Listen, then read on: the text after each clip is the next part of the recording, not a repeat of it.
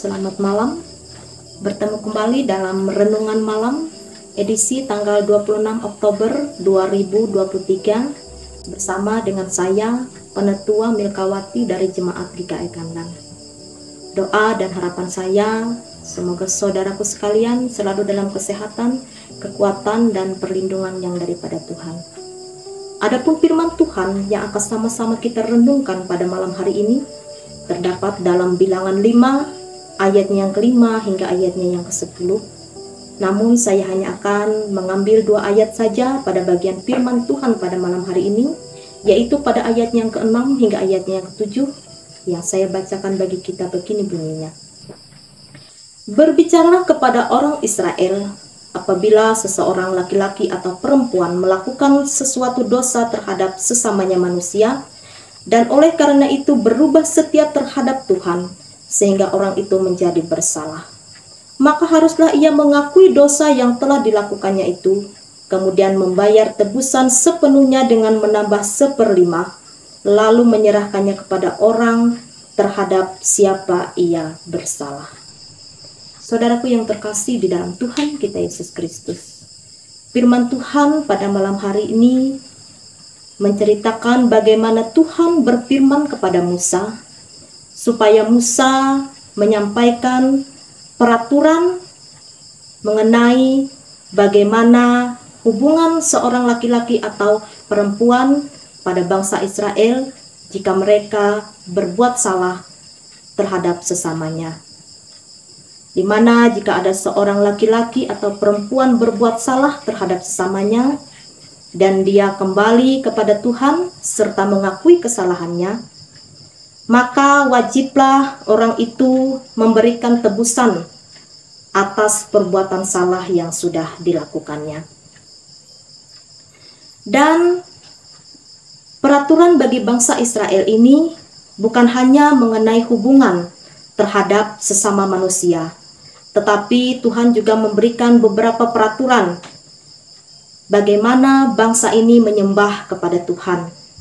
Sebab kita tahu bahwa Allah Israel adalah Allah yang kudus. Oleh karena itu, bangsa Israel harus menyembah Allah Israel, Allah yang kudus, dengan kekudusan juga.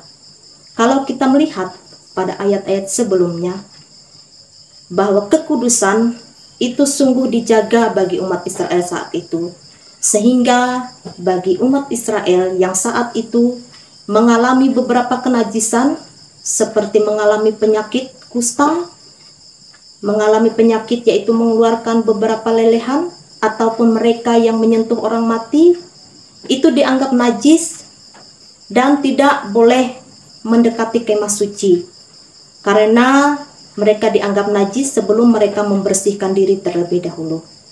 Ini beberapa peraturan yang sudah Tuhan tetapkan bagi bangsa itu pada saat itu. Demikian juga peraturan mengenai sesama juga Tuhan sudah tetapkan bagi bangsa ini. Bahkan banyak peraturan-peraturan lainnya yang Tuhan sudah tetapkan bagi bangsa ini.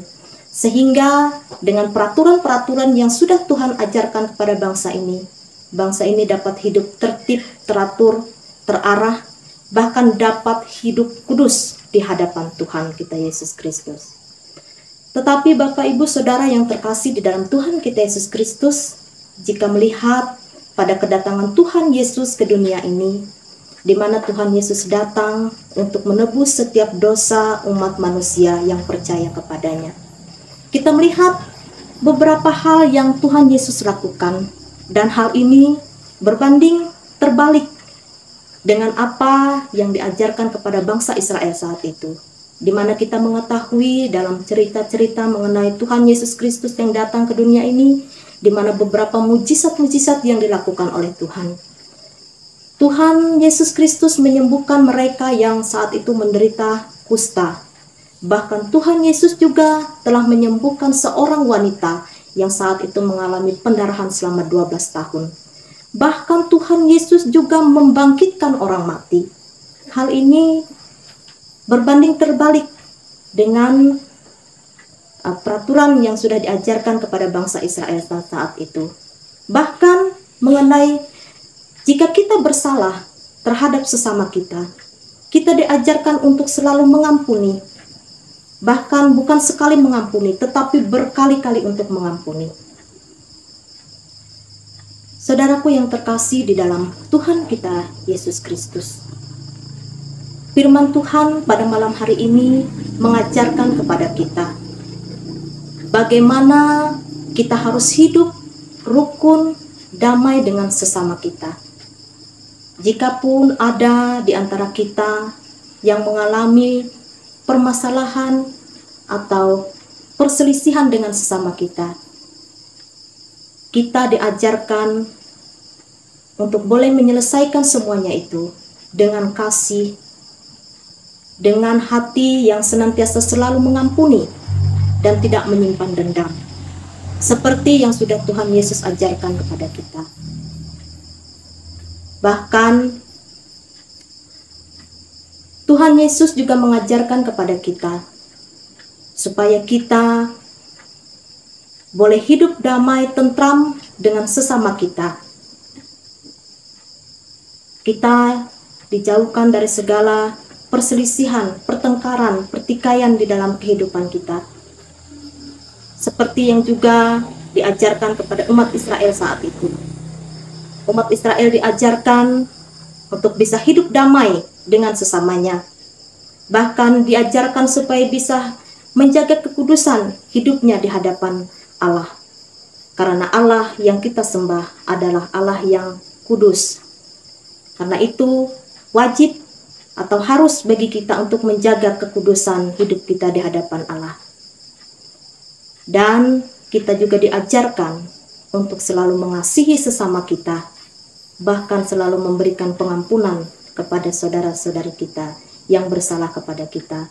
Dan kita pun diajarkan untuk selalu mengakui dosa dan kesalahan kita terhadap siapapun kita bersalah. Kita diajarkan dan selayaknya kita meminta maaf kepada siapapun yang telah kita berbuat salah kepada mereka.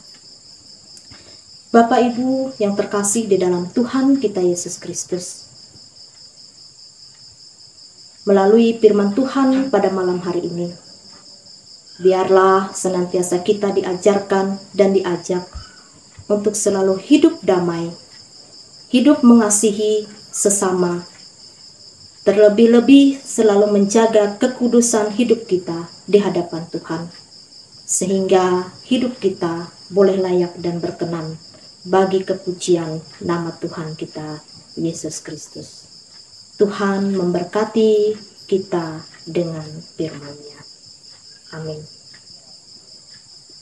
Baiklah, kita akan bersatu di dalam doa. Kita berdoa.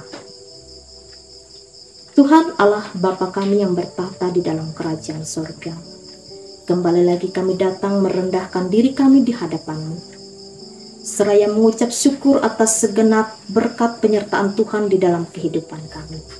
Bahkan melalui firman-Mu pada malam hari ini, Engkau mengajarkan kami bagaimana kami harus hidup damai dengan sesama kami. Bahkan kami diajarkan untuk saling mengampuni satu dengan yang lainnya. Bahkan kami dapat menjaga kekudusan hidup kami di hadapan Engkau, sehingga ya Tuhan kami layak dan berkenan di hadapan-Mu ketika kami datang kepada Engkau. Terima kasih ya Tuhan untuk firman-Mu pada malam hari ini. Pada kesempatan malam hari ini, kami ingin berdoa terutama bagi program Renungan Malam pada malam hari ini. Biarlah ya Tuhan melalui program Renungan Malam GKS Sampit, Tuhan senantiasa menyertai program ini. Biarlah melalui program ini, setiap siapapun yang menyaksikan, mendengar program ini, biarlah mereka boleh diberkati di dalam Tuhan. Dan program ini juga boleh terberkati oleh Tuhan, sehingga melalui program Renungan Malam, nama Tuhan senantiasa dipuji dan dipermuliakan. Iman pengharapan kami dikuatkan hanya di dalam Tuhan kami Yesus Kristus. Demikian juga ya Tuhan, jika pada malam hari ini juga kami ingin beristirahat, biarlah Tuhan yang menyertai istirahat kami pada malam hari ini. Biarlah malam hari ini kami dijaga di dalam istirahat kami, dan besok pagi kami boleh dibangunkan dengan kesehatan kekuatan yang daripada Tuhan. Demikian juga bagi segenap pemirsa yang mungkin pada saat ini mengalami pergumulan, sakit penyakit berbeban berat. Biarlah Tuhan yang senantiasa menjamah kehidupan mereka. Bagi yang sakit Tuhan sembuhkan, bagi yang berbeban berat Tuhan angkat, bagi mereka yang saat ini mengalami pergumulan, Tuhan yang memberikan senantiasa pertolongan jalan keluar bagi mereka. Sehingga di dalam setiap kehidupan mereka, Tuhan selalu ada, dan iman percaya mereka dikuatkan hanya di dalam Tuhan. Terima kasih Tuhan Yesus, terima kasih. Kami menyerahkan seluruh hidup kami hanya ke dalam tangan pengasihan-Mu. Ampuni segenap dosa dan kesalahan kami. Biarlah kehendak-Mu saja ya Tuhan yang terjadi, bukan kehendak kami yang jadi. Di dalam dan oleh Yesus Kristus kami berdoa serta mengucapkan syukur hanya kepada-Mu. Amin, amin, amin. Salam, demikianlah renungan malam untuk kita pada malam hari ini. Tuhan Yesus memberkati.